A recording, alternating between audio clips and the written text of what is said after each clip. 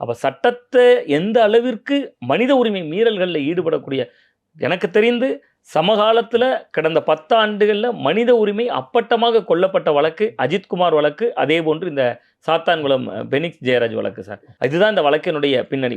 நீங்க உள்காரணம் எதுன்னு தேடி ஆராய்ஞ்சீங்கன்னா போலீஸாரோட ஈகோ. முதல்ல எஃப்ஐஆர் போடுறப்ப ஸ்ரீதர் சேர்க்கப்படல. அந்த எஃப்ஐஆரை படிச்சீங்கன்னா என்ன எழுதியிருந்தாங்க தெரியுமா சார்? நாங்க கடையை பூட்டுன்னு சொன்னோம். அதனால உடனே உணர்ச்சி வசப்பட்டு இவங்களே தரையில படுத்து உருண்டாங்க. அதுல உள்காயங்கள் ஏற்பட்டதுன்னு எஃப்ஐஆர் போட்டிருக்காங்க. அது ஒரு பக்கம். இந்த வழக்கு இப்படி போய்க்கிட்டே இருக்கு சார். ஸ்ரீதர்லாம் சேர்க்கப்படுறாரு பின்னாடி. அப்ப சாட்சி சொல்லணும். எல்லாருமே போலீஸ். ஆனா அந்த இடத்துல ரேவதி அப்படின்னு சொல்லக்கூடிய பெண் காவலர், அதே ஸ்டேஷன்ல இருந்த பெண் போலீஸ், அவங்க தான் சொல்றாங்க. இந்த மாதிரி அந்த இடத்துல வந்து கொடுமையா தாக்குதல் நடந்துச்சு. விடிய விடிய தாக்குதல் நடந்துச்சு. நம்ம போலீஸ்காரங்களை நம்ம எந்த அளவுக்கு விமர்சிக்கிறோமோ, அங்கு சில நல்லவர்களை பார்க்கிற பொழுது அது நம்மள அறியாம அவர்களை ரொம்பவே பாராட்டுறோம்.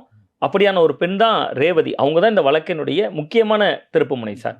அந்த ரேவதி தான் சொல்றாங்க. இந்த மாதிரி வந்து விடிய விடிய அவருக்கு தாக்குதல் நடந்துச்சு. லத்தியால அடிச்சாங்க. அந்த லத்தியில இன்னமும் ரத்தக்கரை இருக்கு.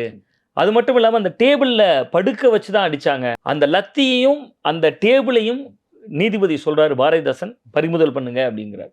அவர் அதை பறிமுதல் பண்ணின சம்பவமும் ரேவதி என்கிற பெண் இன்று வரை புரள் சாட்சி இல்லாம இருக்காங்க.